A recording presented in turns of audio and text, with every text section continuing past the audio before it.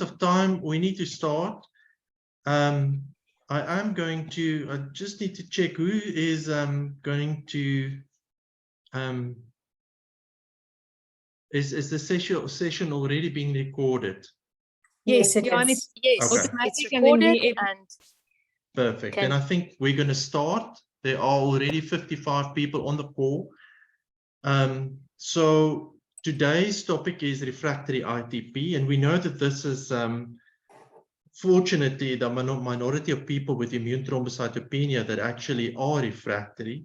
But there isn't consensus in terms of definition. There's no evidence-based treatment guideline almost, and we know that these patients actually that suffer from this condition have high morbidity and less so mortality, often also associated with the treatment. So we're looking forward to sharing some expert knowledge about this condition. So in terms of housekeeping, I would just like to remind everyone that this session is being recorded and that the recordings are available on the Blood SA website. So if you click under resources and then access deep dive, you'll be able to find it there. Of course, we would like to encourage discussion. So Q&A is very important, and you are welcome to ask your questions. You can raise your hand and speak at the end of the session, or alternatively, you can type your questions or comment into the chat box. This activity is, of course, CPD accredited, and your CPD points will automatically be submitted to the HPCSA. But you have to be reminded that you have to stay on the call for at least 60 minutes for you to have to actually qualify for the CPD points to be awarded. And if you have any CPD related queries, you're welcome to mail Melanie Davids to ask your questions. Of course, after the session, there will be an anonymous feedback survey, and we would like to encourage everyone to participate in that, because Blood SA and the speakers do value feedback of attendees. And we would like to thank the management team, of course, that comprise Estelle Verbrugge, Kathleen Kritzinger, and Melanie Davids for arranging this. A big thank you to every one of you. Just a reminder, an advertisement for next Monday's theme. It will be coagulation point of care testing, as you can see at the bottom of the screen. And then the topic for today, first is we have two speakers, and I'm going to introduce them shortly. Dr. Nicola Vianelli, refractory primary immune thrombocytopenia, the current clinical challenges, and probably also future therapeutic perspectives. And then followed by Dr. Deborah Vaz, that will speak to refractory ITP, and what she will speak about, she will present clinical cases from the hematology clinic at the Steve Biko Academic Hospital. So first of all, I would like to, and it's really a privilege to introduce Dr. Nicola Vianelli. He's a senior hematologist, and I'm going to probably embarrass myself now in terms of this pronunciation. At the Scientific Institute for Research, Hospitalization and Healthcare, Azienda Ospedaliero Universitario in Bologna, Italy. He's the chairman of the Italian Association of Patients with Immune Thrombocytopenia and a principal investigator, author and co-author of 192 papers that were published in international scientific journals. He's also a member of various scientific boards as an expert of myeloproliferative neoplasms, immune thrombocytopenia, TTP, and infectious diseases related to oncology patients.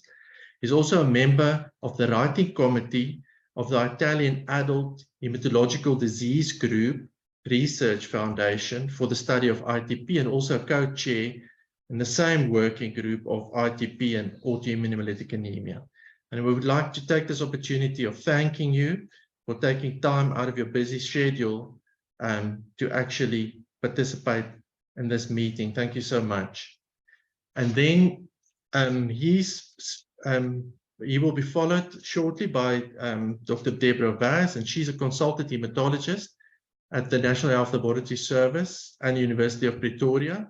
She qualified at the University of Witwatersrand as a medical practitioner, and then did a specialization in the University of Pretoria, and she qualified in 2021 and was then absorbed as a consultant in our department.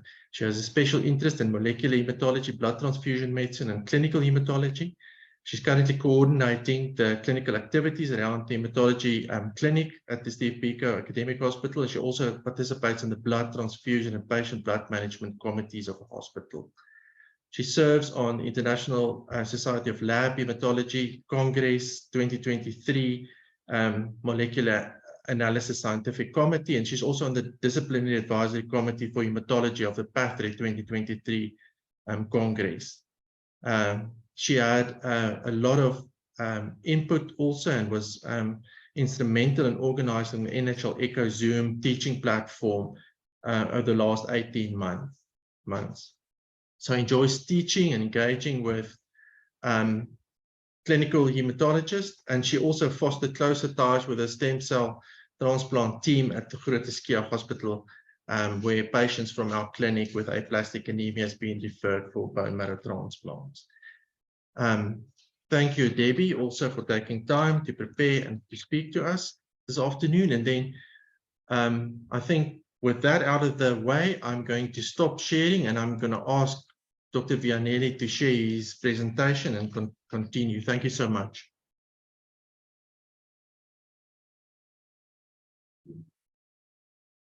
Do you see well? It's okay? Yes, we can see. Thank you. Yes, I thank you, Professor John Potjäger, Dr. Watz, Deborah Watz, and the management team to invite me at this deep dive, very interesting, on refractory ITP. And I'm very enjoyed and honored to participate, and I'm very happy to be here with you today. So this is my disclosure, and this is the agenda and the main topics that I'll talk with you: the definition of refractory patients, the burden of the problem today, combination treatments, new drugs, and future perspectives. And so, I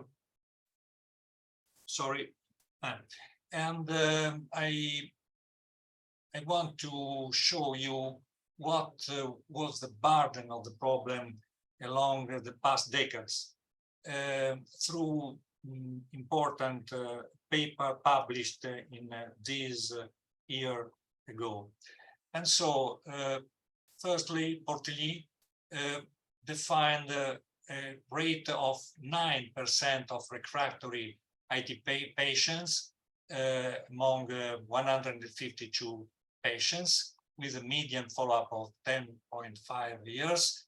And as you can see, a refractory 9% over 2 years of follow-up, with the risk of mortality 4 times higher with respect to the general population. But attention, 50% of cases for bleeding and 50% for infection.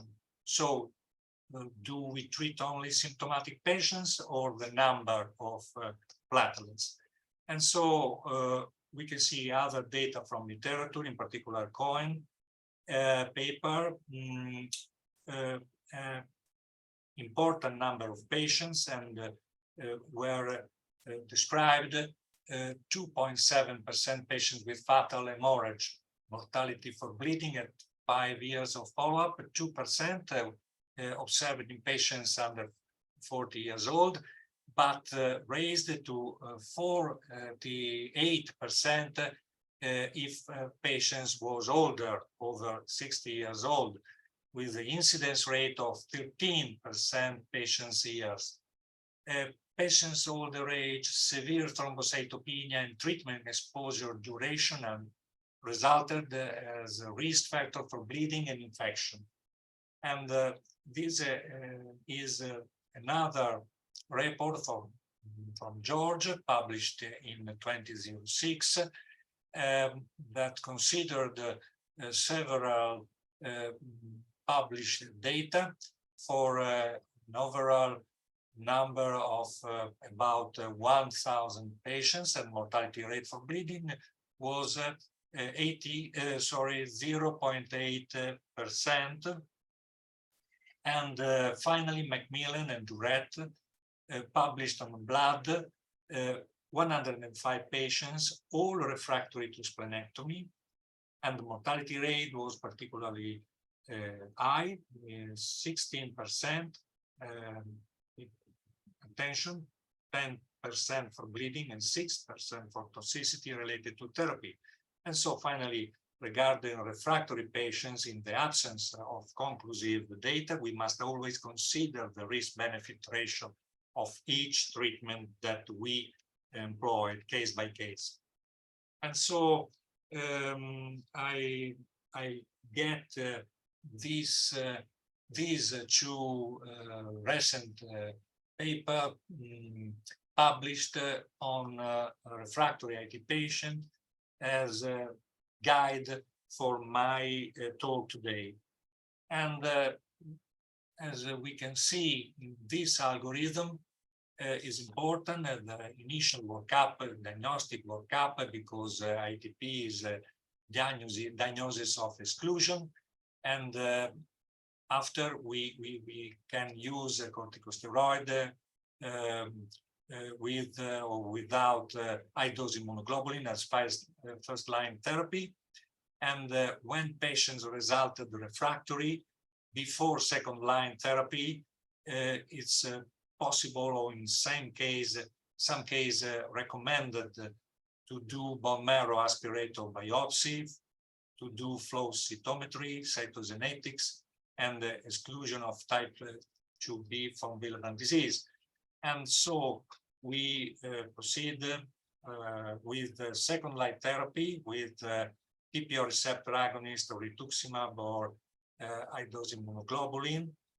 And if patients result refractory to this other second-line treatment, is recommended to proceed with third evaluation, workup diagnostic testing with genetic to exclude myelodysplasia, inherited thrombocytopenia, and to do or repeat a bone marrow study to disclosure the possible bone marrow failures. And after we proceed, if there is any news in terms of different diagnosis, we proceed with third line. Among choice is possible among these drugs. And if patients resulted refractory to these other drugs, we can use a combination therapies, and we can see in the next slides, or splenectomy, or overall, I think clinical trials is possible to include, and we have available some clinical trials to enroll our patients. And so, who is patients refractory? Who is the definition? What is the definition of refractory patients? You can read the several definitions described along the time, based on the drugs that we had available along the time. Initially, the refractory was defined patient refractory to splenectomy only, but along the time, many other drugs was available. The last definition, the more recent definition in 2020, was that defined by the Miltiadus, that consider refractory patients whose platelet count don't respond to at least 2 treatments, that patient there is no single medication to which they respond, and their platelet count are very low and accompanied by bleeding. These refractory patients have not necessarily undergone splenectomy. So the concept was modified along the time. However, it does not indicate this paper which therapies should be attempted before declaring refractory ITP, and nor includes patients with prolonged low platelet count in the absence of bleeding. But at the end, Sila in 2008 stated that about 10% of ITP patients will become refractory along their outcome. So more recently in real life, we can define refractory ITP patient as patient with persistent of low platelet count despite appropriate use of all conventional therapies deemed safe for the specific patients, regardless of hemorrhagic manifestation. So, in few words, the patients at high risk for bleeding. The threshold value to identify low platelet count is variable depending on the patient's age, comorbidities, and concomitant therapies, just like antiplatelet or anticoagulant agents. And we should consider always three items with this kind of patients: platelet count, bleeding risk, and quality of life. And this should be our guide before choose any kind of treatment. What is the burden of real refractory patients today? Well, it is quite difficult to compare the mortality rate observed in the past. Mortality rate is generally quite low, but not negligible.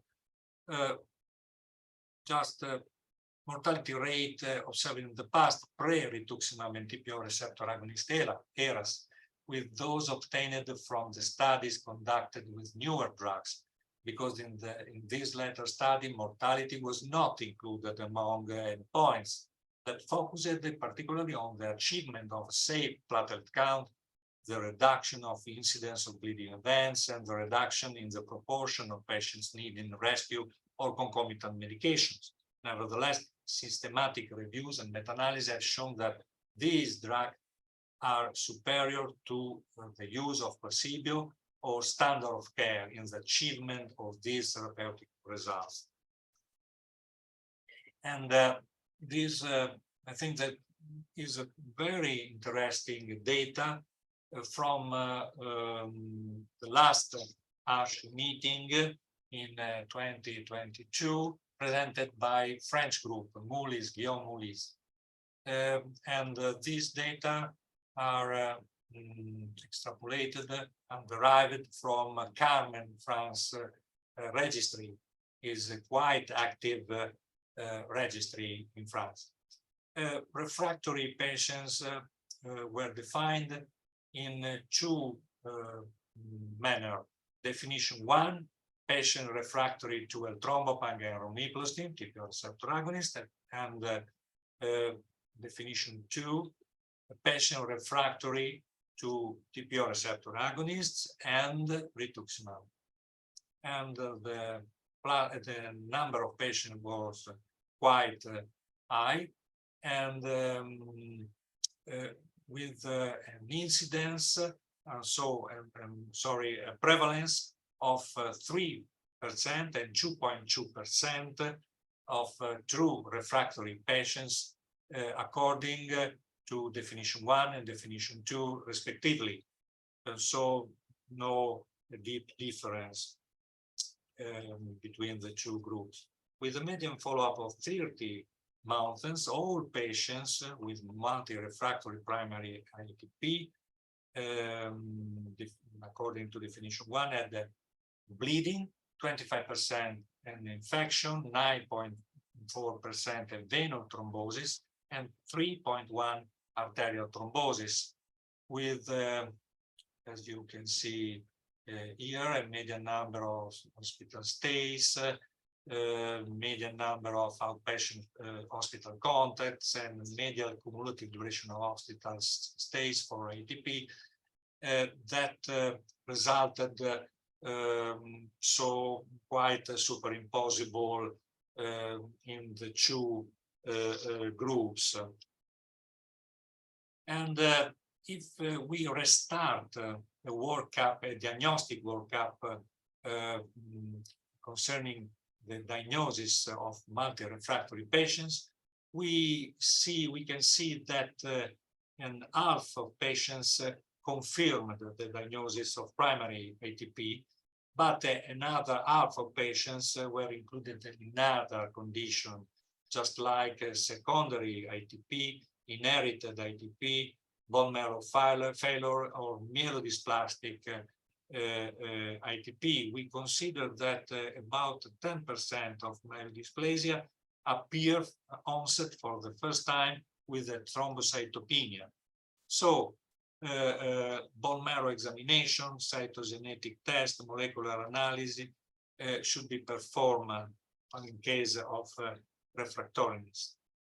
And it's important to know also possible mechanism of resistance to treatment. In particular, rituximab resistance might be associated with the merging of oligo monoclonal expansion of T cell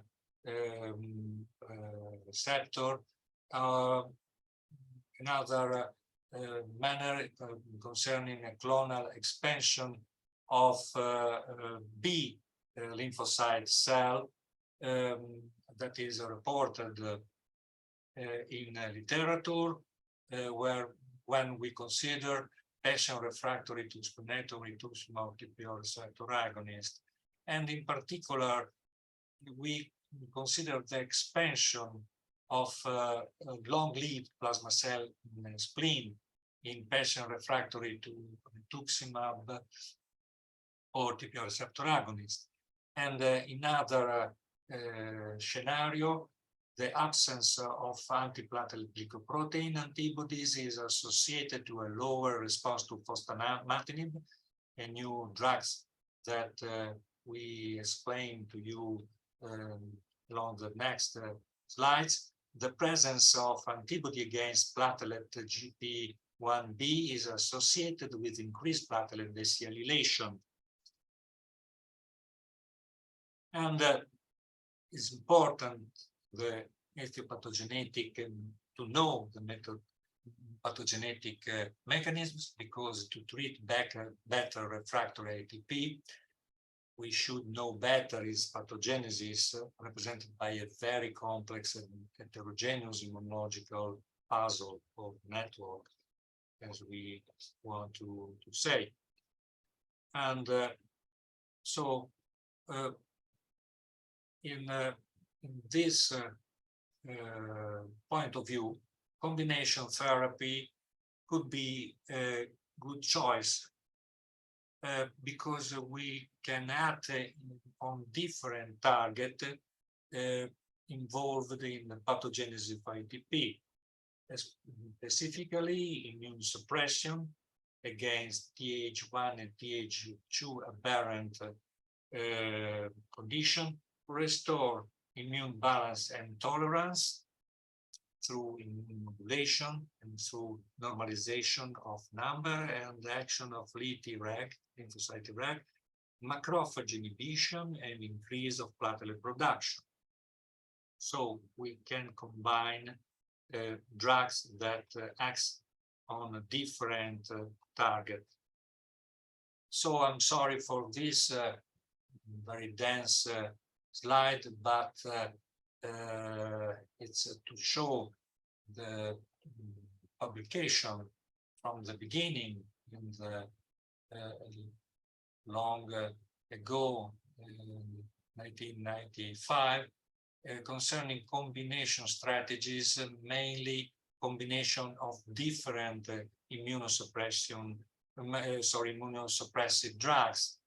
As you can see, vinblastine, danazol, cyclophosphamine, prednisone, vincristine, and so other compounds involved in this kind of action. But more recently, the combination of TPO receptor agonist, this is a particularly recombinant compound made in China, only in China, not in Europe or USA, in another world. But I want to underline to you your attention this paper, more recent, on the possibility to combine TPO receptor agonist and immune suppressant that was able to obtain a response and complete response in about 70%. But unfortunately, this good result is not sustained along the time. This is a great problem in this subset of patients. And in a paper that I present you in the slide, the previous slide, quite little number of patients were treated, but in particular, I want to show you these 10 patients that was treated with TPO receptor agonist and immunosuppressant therapy. Immunosuppressant, the very, very heterogeneous drugs, cyclophosphamide, azathioprine, cyclosporine, mycophenolate, etc. But we observed in this paper a good result with respect to other management with only immunosuppressant therapy, supportive treatment, or only TPO receptor agonist and supportive high-dose immunoglobulin steroids. And so low number, but interesting data. And related mortality resulted 10%, significantly lesser than 16 or 17.5% reported by Macmillan. If you remember, I show you in the first slide. And risk of developing multi-refractory ITP were associated with secondary ITP, bleeding symptoms at ITP's onset, and coexisting monoclonal gammopathy and no response to steroid therapy, as demonstrated by this paper by Maevas and all. And these are more recently data concerning the combination therapy with TPO receptor agonist, cyclosporine and mycophenolate, with or without high-dose immunoglobulin, but the number of patients are quite low, with very interesting initial data rate of response, but we have not any further data about the outcome of this patient, and so no conclusive data are available. And these are recently approved drugs in Europe and in the United States. Avatrombopag, that is another TPO receptor agonist, and fostamatinib, that I show you in the next slides, with a good profile of response, initial response, with a durable response in about 34%, a good profile of tolerance. Fostamatinib employed, either avatrombopag than fostamatinib was employed in a relatively low number of patients, in particular avatrombopag. And so fostamatinib warrant initial response, overall response in 44% of patients, but in sustained response, we can see only 18 patients, but with a safety profile quite good. And we consider that concerning fostamatinib, all patients was previous deeply treated, and so this result are quite impacted from this data. And real life data will will answer us for these items. Drug under clinical investigation, mainly rilzabrutinib, that is a BTK inhibitor, and efgartigimod, that is a drug that block neonatal FC receptor, preventing the immunoglobulin recycling, and so causing targeted immunoglobulin G degradation.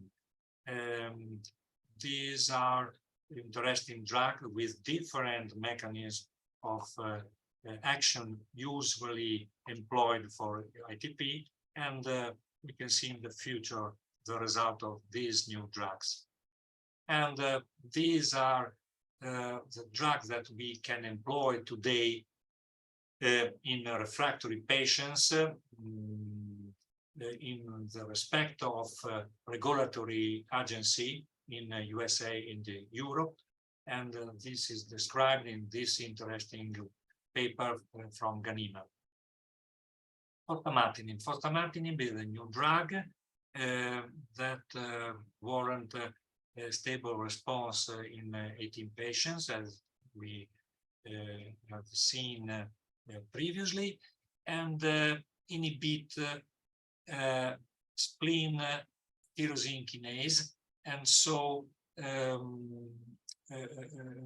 inhibit the morphological modification of cytoskeletal rearrangement of macrophages during phagocytosis, and so inhibit phagocytosis by macrophage. The most common adverse events is diarrhea or hypertension, but generally quite less intensive. And these are results that I showed in previously, and so go ahead.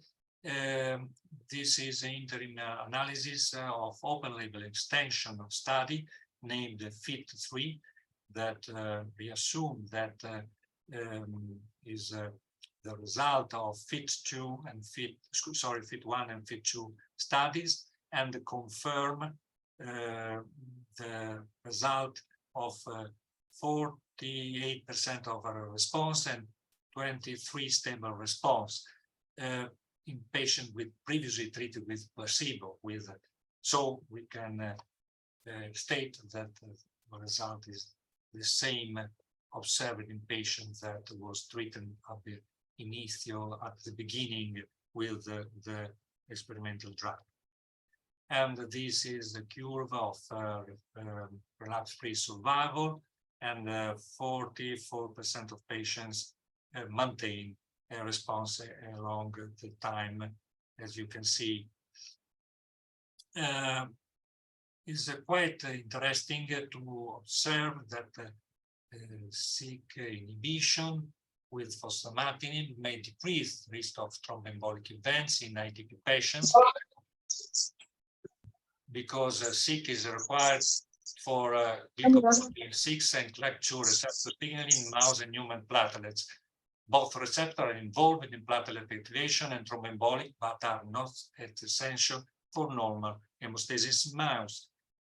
So thromboembolic thrombosis is inhibited and hemostasis unaffected. Avatrombopag is a new TPO receptor agonist.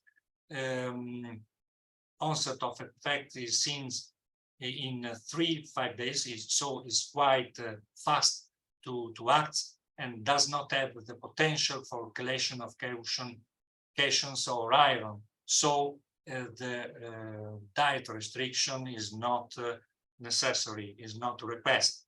This is a quite important thing.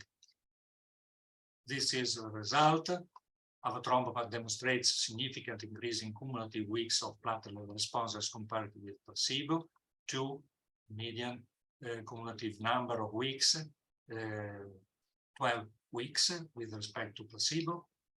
And the duration of platelet response in patients treated with avatrombopag was similar regardless of number of prior treatments. This is another important data. And this is 65% of patient responders on day 8. And so this confirmed the fast action of this drug. And so also for the response on day 8, the number of previous treatment don't impact on the result. And this is algorithm suggested by Ganima for the second and third treatment. As you can see, steroid dependent or responsive patients would use TPO receptor agonist. Patient refractory could switch to an alternative TPO receptor agonist, or use rituximab or fostamatinib case by case. And refractory patients could shift to immunosuppressive immunomodulatory drugs or combination drugs, or maybe shifting enrolled in clinical trials. And splenectomy remains nevertheless a good choice after rituximab and after vaccination for capsulated bacteria. It's important to share with patients when it's possible the decision making, considering all these patients' values and preferences. This is very important. And these are the stepwise recommended in the approach to reach the most appropriate therapy. And I think that is very reasonable algorithm suggested by Ganima. And these are the emerging therapy in refractory ITP, but I want to take another time. I go ahead. This, my opinion, is very complex, very dense slide, but very interesting drug that you can see in this paper, very recently paper, that show us that there are very different options for the future perspective, considering new drugs or repurposed drugs, just like the citabine or oseltamivir, that can act on different target in the complex network and puzzle of pathogenesis of ETP. And so, for example, sirolimus, a well-known immunosuppressive drug that can act on and impact on autophagy, and other drugs, just bortezomib. I look at this. Bortezomib, a proteasome inhibitor that stimulates the apoptosis of both long-lived plasma cells and short-lived plasma cells. This is a drug heavily employed in multiple myeloma. So very interesting result, preliminary result, and there are just clinical trials considering belimumab and ianalumab, BAFF, B cell activator factor inhibitor, that it can be useful in combination therapy with rituximab to destroy long-lived plasma cell against the platelet. And so in conclusion, refractory ITP is challenging to treat and may be associated with poor outcomes and mortality, but also quality of life. That is very important. Management involves a confirmation of diagnosis and consideration of tailored treatment strategies for those patients who will require therapy. With recent advances in treatment, including rituximab TPO receptor agonist, a greater proportion of patients than ever before have, we saw, were able to maintain hemostatic platelet count with acceptable tolerability and safety. Nevertheless, current therapeutic options still fail for a subset of highly refractory patients. So what is the burden of the problem today when are available several drugs? And we have seen the French registry result that show us that the burden seems to be quite low, 2 or 3% of cases.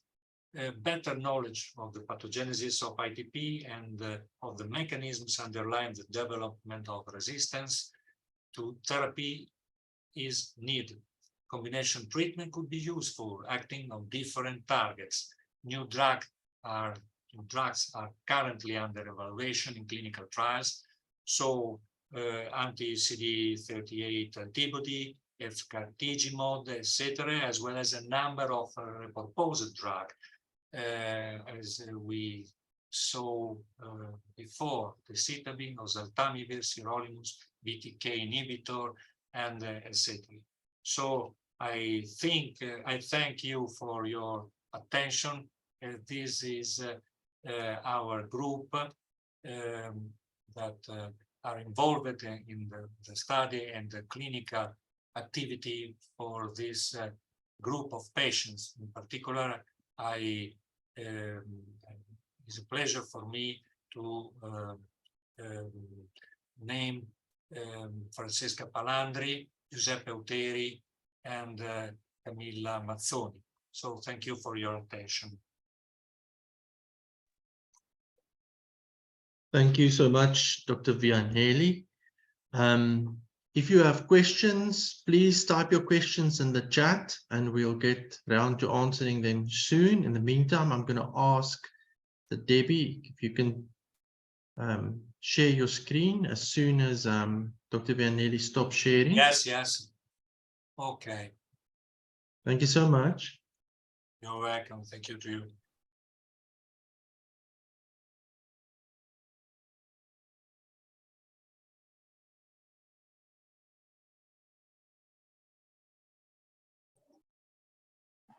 Are you able to see my screen? We can see it, thank you. Yes, thank you. Okay. So I'll be discussing clinical cases from the hematology clinic at Steve Biko. So we have quite a few ITP patients. So I thought I would just bring, a few cases to this platform.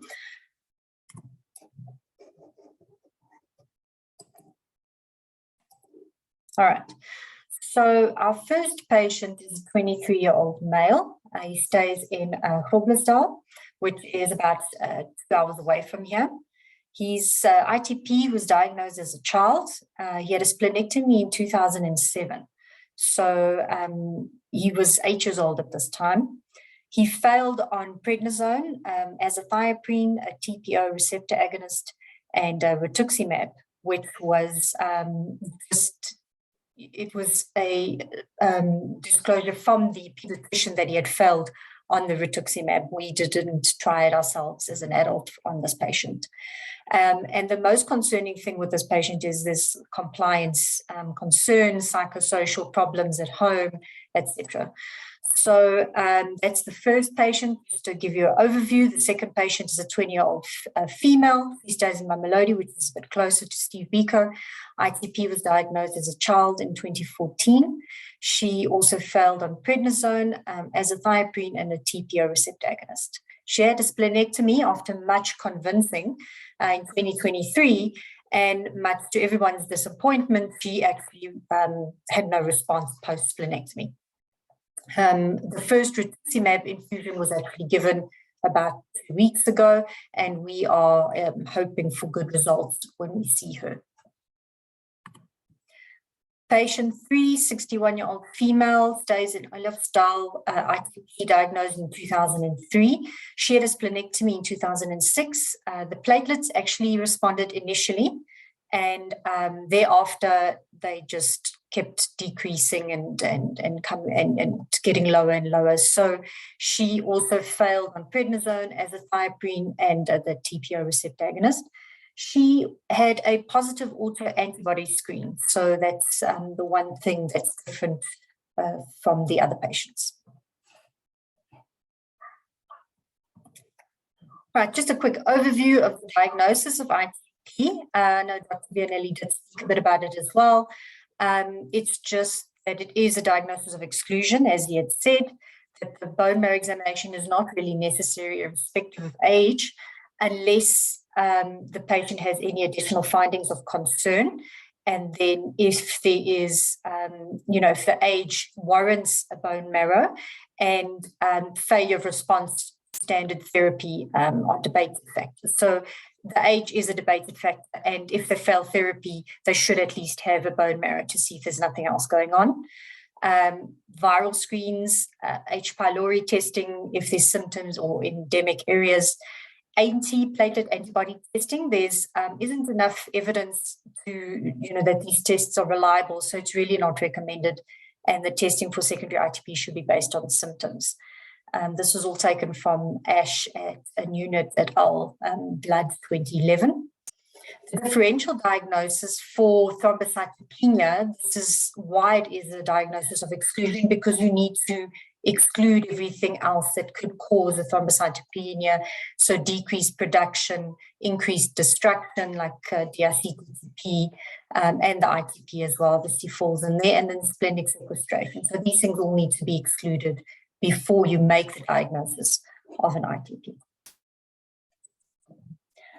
And then terminology-wise, the natural history is that newly diagnosed patients of ITP of less than 3 months, usually these are children, it's a self-limiting kind of condition, and it's usually, the theory is it's an antibody cross-reactivity for recent infection. Persistent, we're talking about ITP or thrombocytopenia for 3 to 12 months, and then chronic ITP, which is the ones we should be considering things like splenectomy for, and chronic treatment is over 12 months. And these are usually adults. However, we did see a few children coming in the patients that I mentioned. And then relapsing ITP is the second most common pattern in adults. This was also taken from blood.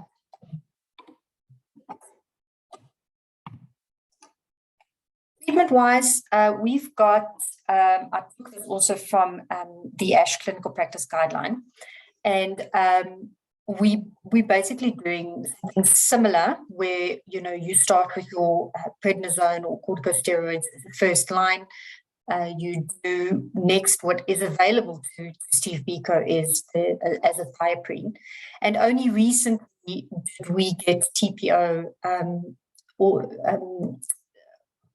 basically it was at the PTC meeting was approved, for use in 2022. So we got that last year, and we have tried it on a few patients, and it hasn't really worked with everyone. In fact, most of them it didn't. And rituximab is now the next line that we are attempting. But as you can see, splenectomy is still quite high up over here, and we still do use it as a second line. And but we are hoping that with the newer drugs that will maybe go into a third line.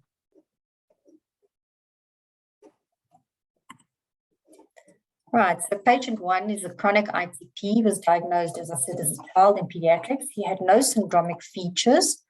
He was referred at 16 to the adult hematology clinic. His platelet counts always range between 1 to 20, very variable. There were, on morphology, occasional large platelets seen. He's had recurrent bleeds and epistaxis, upper GIT bleeds, and he developed subsequently iron deficiency anemia. His liver and renal function were normal. Viral and autoimmune screen were negative. The splenectomy, as I said, was done when he was 8 in 2007, the bone marrow aspirate in 2016, and as he was not responding to treatment. And then they also did an isotope study after the splenectomy to see if there was possibly an accessory spleen, but there was compliance concern with this patient. So treatment, prednisone, azathioprine. There was IVIG given at some stage. There was a limited response, but as we know, it's not long lasting. Cyclosporin was given, no response. Rituximab, apparently he worsened on the rituximab according to the pediatricians. There was no date of when this was given. There was some improvement in counts after azathioprine in 2016, over 10, but then it also declined after that. Always been inconsistent. The EPAG or TPO approved at the PTC meeting in July 22, and his first dose was in September 2022. There was no response after 2 months, even after we increased the treatment. And then we added, so we tried the combination with azathioprine and altrombopag, but the platelets increased to 13, but back to 3. So if you can see here, these were some of his results. And this was in 2015, where he was referred only on prednisone, post-splenectomy, platelet count of 16. There you already had iron deficiency indices. In 2016, the azathioprine was added, platelet counts went up to 27, and they ranged in that level. But then, after that, it just kept going down. And 2020, as you can see, he had a platelet count of 1 on many occasions. 2023, we added the EPAG, and you can see there the platelet count was really not great. We wanted to see better than that, obviously. And yeah, so what is the next step with this patient? What are we missing? Rituximab infusion, should we attempt this again? Even though we've got no history of what was the worsening effect that the patient had. The combination treatment, so IVIG, as mentioned by Dr. Vianelli, the IVIG, cyclosporin, EPAG, so we try all 3 and target different mechanisms of action. Compliance, this is an issue. So, social worker, should we really get more involved with, psychosocial kind of aspects, neurodrugs and clinical trials, and obviously, your opinion would be valuable here as well. Patient 2, so she's a chronic ITP. She was referred from pediatrics in 2021, diagnosed in 2014. Also no syndromic features, platelet count usually ranges below 10. There were occasional large platelets seen on morphology. This patient also suffered from menorrhagia with an iron deficiency anemia. She was placed on oral contraceptive. Viral autoimmune screen was negative. H. pylori test was done, but it was serology that was done, which, in my opinion, I don't think it's reliable. And then the renal or liver impairment, there was no renal or liver impairment. The bone marrow aspirate and refine was done in 2016, and it was normal with megakaryocytic thrombocytopenia. Treatment-wise, patient was on prednisone, azathioprine. The EPAG was started in 2022 with no response, even with increasing doses. Complained of a mild rash after starting the EPAG. So we're questioning as well, did she continue? Was she also compliant? She received occasional red cell transfusions due to the anemia. Splenectomy was done in March 2023. and as I said, no response. And it did take much convincing. And even after she had the splenectomy, she landed up in ICU with a pulmonary embolus. So we don't know what the cause of that was with such low platelets, because even after the splenectomy, her platelets did not rise. They did give her IVIG or Polygam in the ward, and her platelets went up to about 114, but it also not, it was short-lived.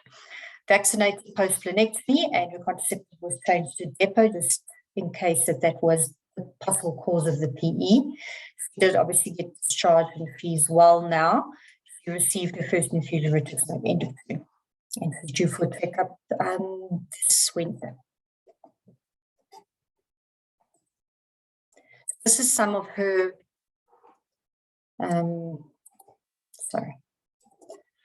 this is some of her results, her FPC. You can see on EPAG before splenectomy, we were getting platelets of 6 or below 10.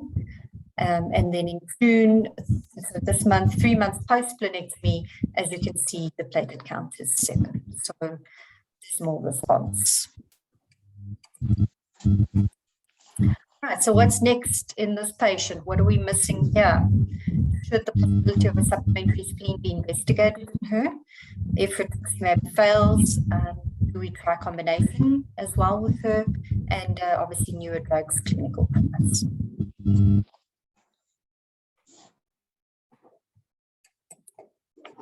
Right, patient 3, chronic ITP, diagnosed as an adult in 2003. She's got several comorbidities, including hypertension, congestive cardiac failure, and hyperlipidemia.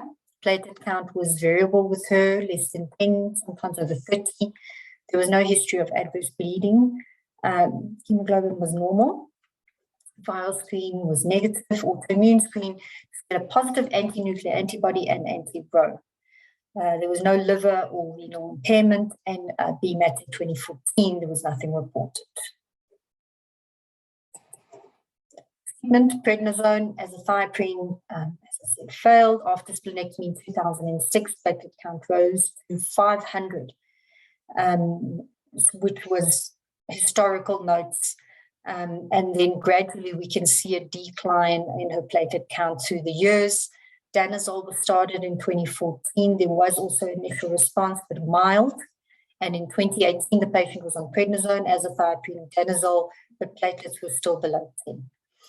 EPAG approved in 2022 started on the patient, and we increased the dose even to 100 milligrams, but still no response. And so next, the patient is due for rituximab. She's the next one on our list. And this is some of her results as well. So you can see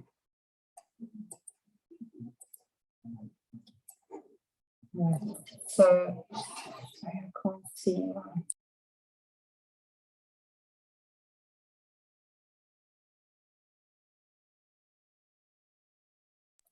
Sorry. 2013 post-splenectomy, 2006, platelets 21. Then in 2014, started danazol, 300 milligrams, platelet count 55, so there was a slight increase there. 2018 on a triple regimen, and platelets were only 8.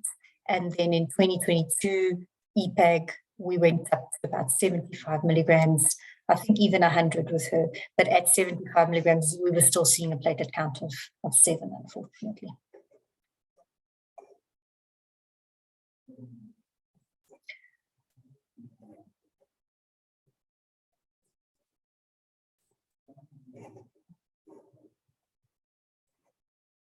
Apologies, my screen's not moving.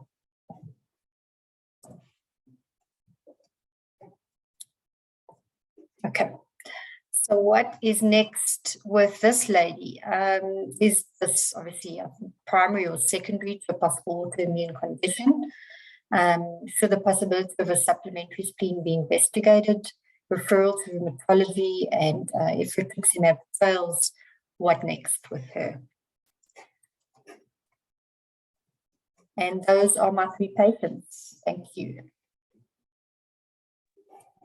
Good, thanks, Debbie. So There are a couple of questions or comments in the chat, if we can quickly look at those. So first of all, while you have the patients fresh in your mind, Estelle asked why the patient is still anemic. That's patient 1, because if you look at the indices, the red cell indices, the patient was iron deficient initially, but all of those have improved, and yet the patient still had an HB of 9. And why is that? Because this is unusual.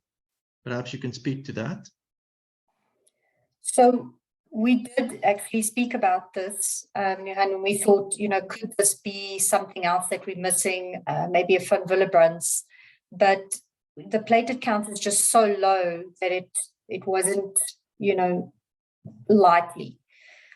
However, I think we should explore that a little bit further. We do know the marrow was normal. There was nothing to be found there. So there's no sort of infiltration or bone marrow failure. So I think we do need to explore that further, although I'm not sure that we're going to come up with anything as well for the cause of the anemia. I think it really is just compliance, continued bleeds, and we are trying to give the iron and ferritin, raise the ferritin, and maybe that's why the MCV corrects a bit, but I can't say for sure. Yeah, I think there's active bleeding still going on. But Debbie, why would the patient be, where is he bleeding from? So he has, actually, that was this, was it a he or a she? That was, because yeah, actually both of your patient 1 and 2 are both anemic. Yes. Yes. So are they both bleeding? Right.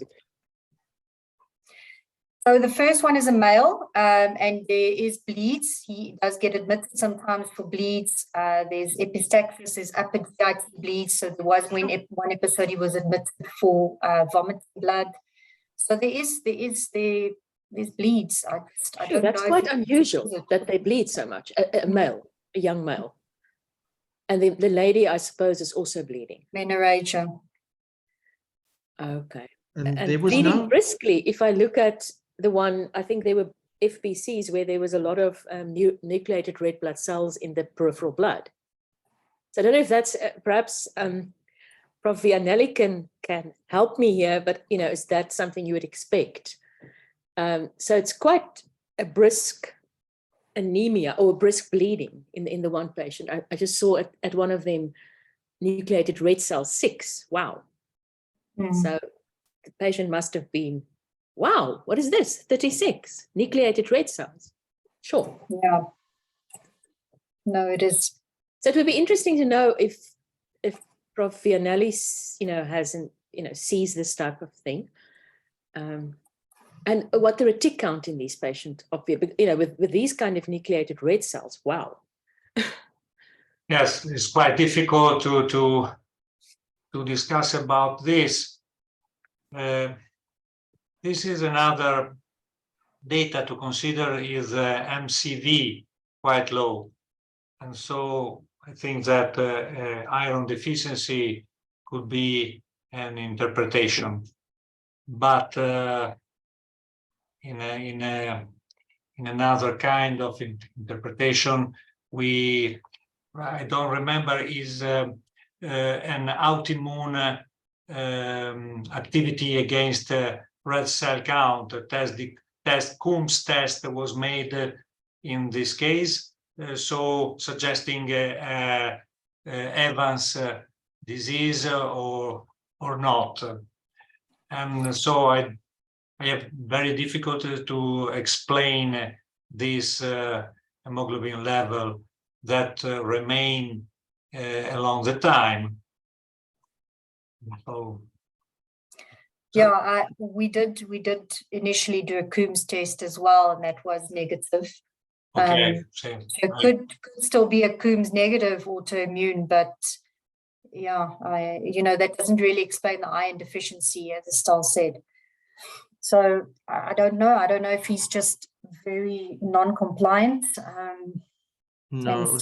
I must say, Debbie, if I may, that if you just look at that reticulocyte count on the 2015, values. I mean, there was an RPI of 2.5. You know, you don't see that in iron deficient patients really. You know, so I do think that there may be something that's associated, like hemolysis, that needs to be examined. And I see Moses has weighed in to say PNH screen might help in this in patient 1, and that's certainly something that the one has to consider. I'm going to continue because there's another question, and I'm probably going to direct this to Dr. Vianelli. So it is from Dr. Tatzemerwa, and he asked, for multi-refractory ITP, what is the approach to pre-operative management of patient with refractory ITP? Yes. They have a 50-year-old refractory patient that's refractory to steroids, polygam, rituximab, romiplostim, so thrombopoietin receptor agonist, and the ITP trial is no longer recruiting, so he needs a splenectomy. Is there a role for plasmapheresis at this time of surgery, and any other strategies for safe splenectomy? Yeah. So the polygam is the IV immunoglobulins. Yes, I guess. Yes, thank you.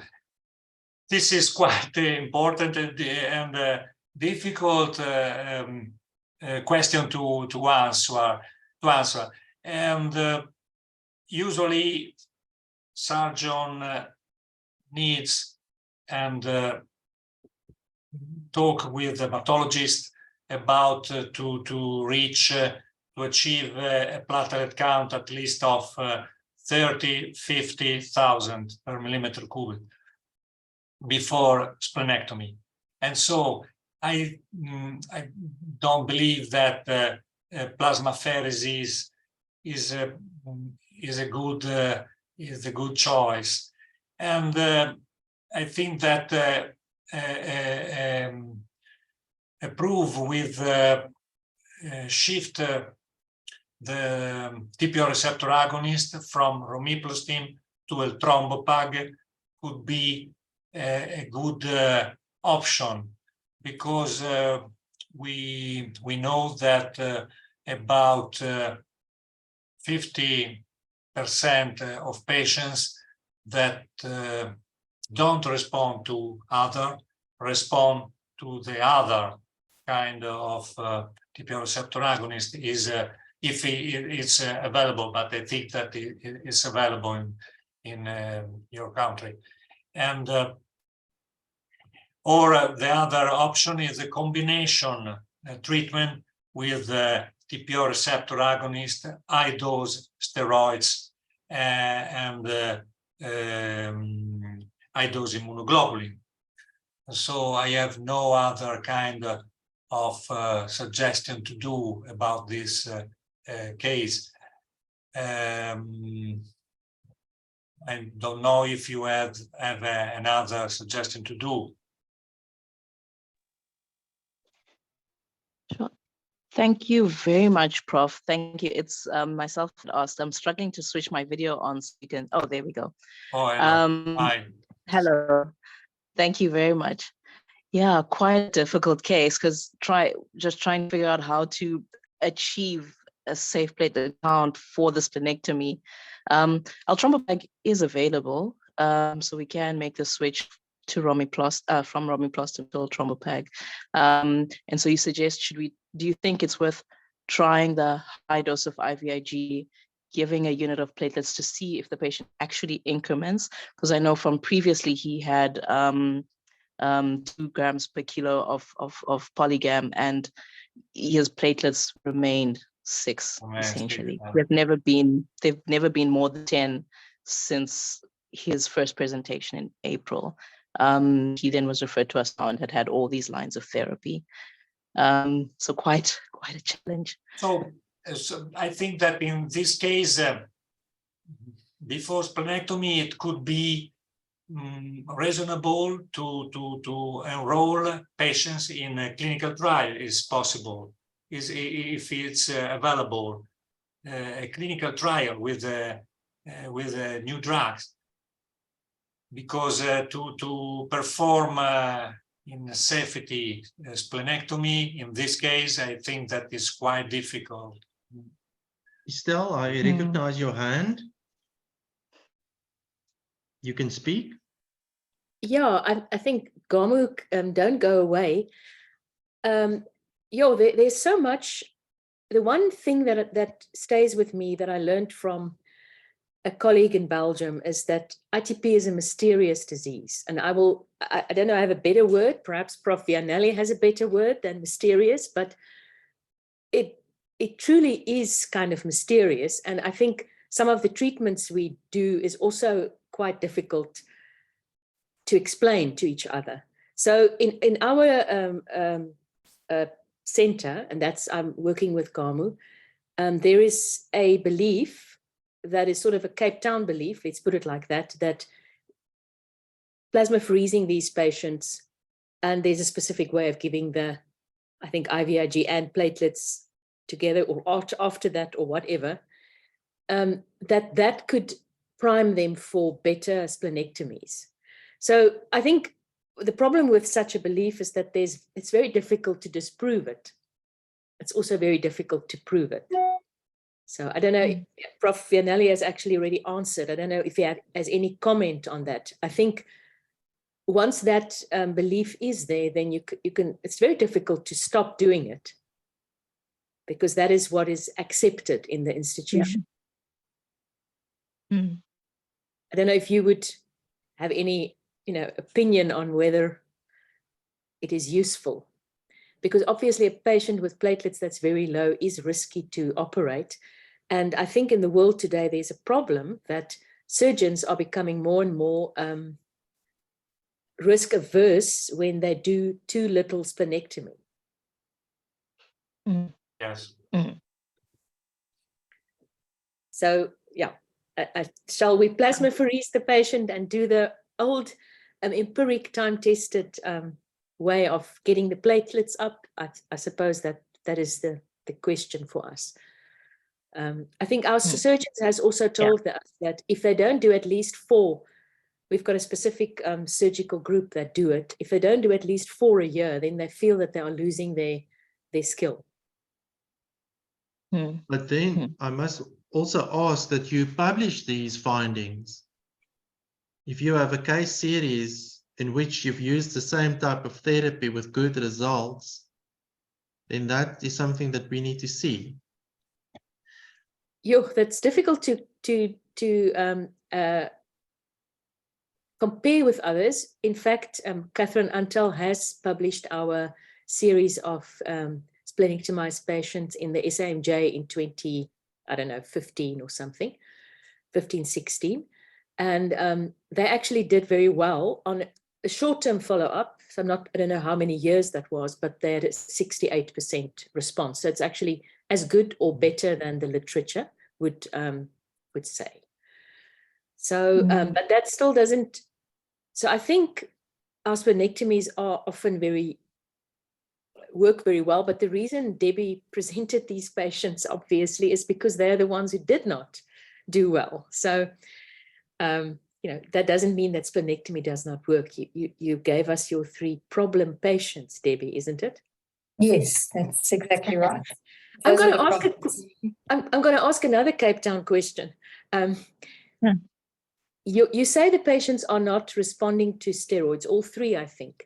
Do you mean they are steroid dependent? Or do you mean they are steroid refractory? Because steroid dependent means that somebody needs 10, 15 milligram. It looks like the young man may have been one of those, and then they do respond.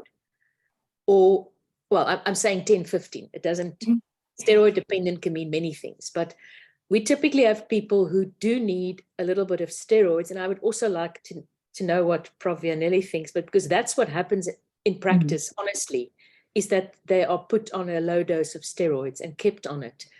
And, that's, I don't know if that's the right thing. We have those that respond to that 10 milligram of prednisone. They just work. And as soon as you take them off it, their platelets crash.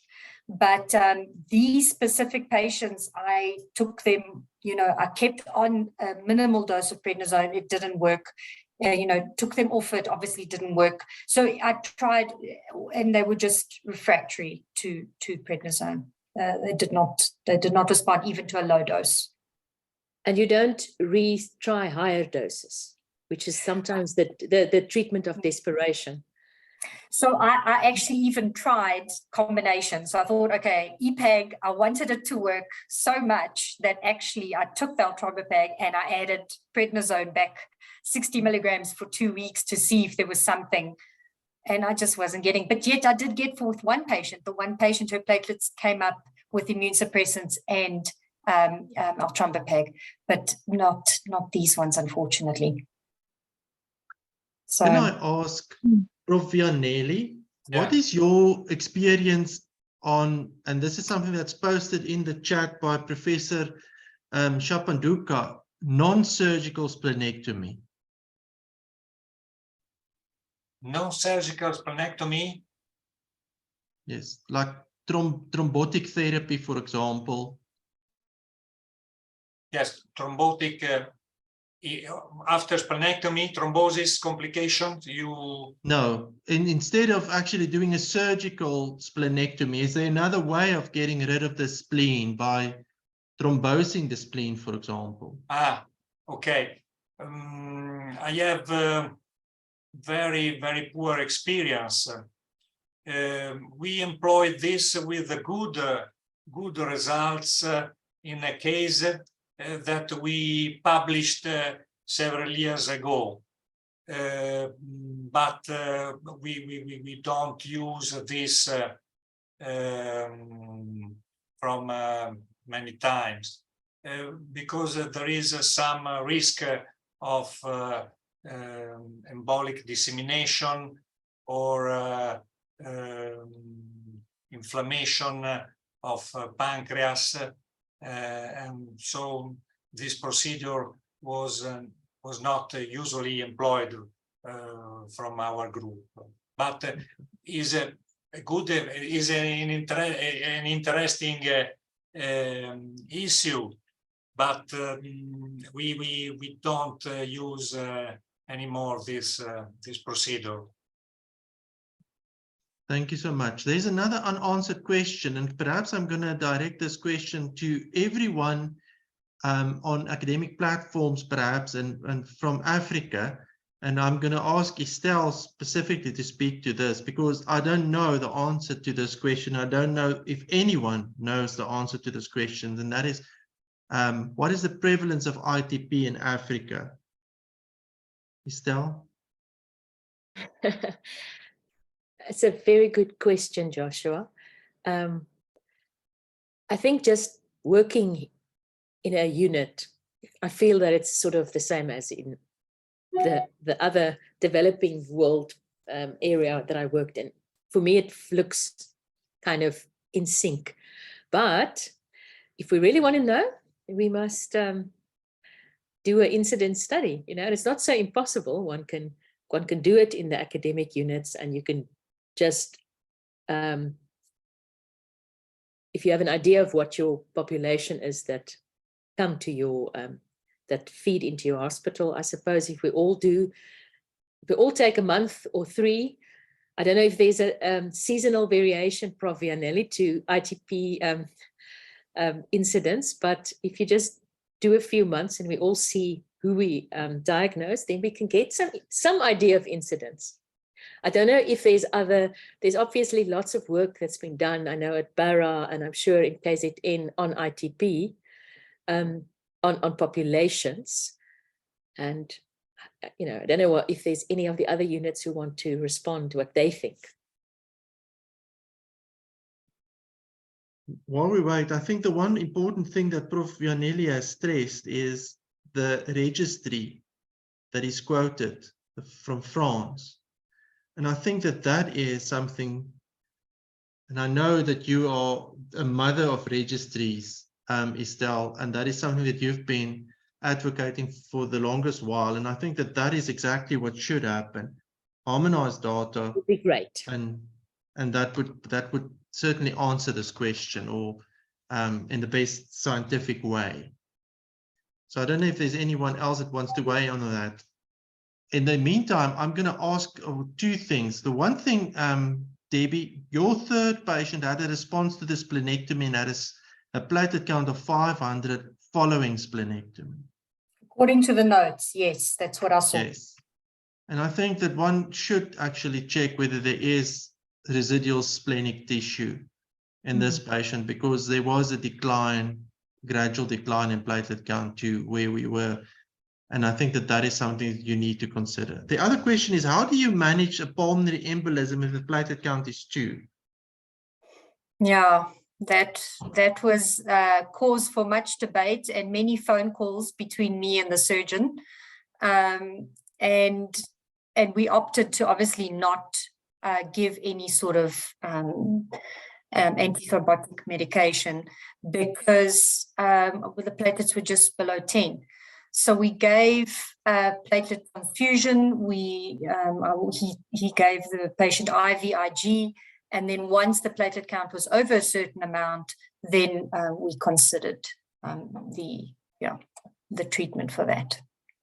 You said But the platelet before count that- increased to a certain amount. How much was that? It was 114 at one stage. So that at Oh. that stage, the patient was on Clexane. Oh, not too bad. Good. Mm. Are there any other questions or comments?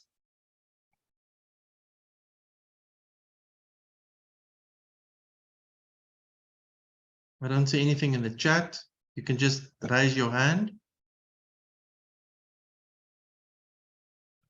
Nothing happening. So with that in mind, I would like to thank Dr. Vianelli. Thank you so much for joining this meeting and sacrificing your time. I would also like to acknowledge the staff that are also on the call that's part of your research group. And we would like to thank you for participating, and thank you, Debbie, for organizing this. And I wish you a good day. Thank you so much. Thank you, all of you. Thank you. I'm very enjoyed to participate to your meeting. Bye-bye. See you later. Thank you, Dr. Bye. Vianelli. Bye bye. Bye. Thanks, Debbie and Johan. Pleasure. Thank you.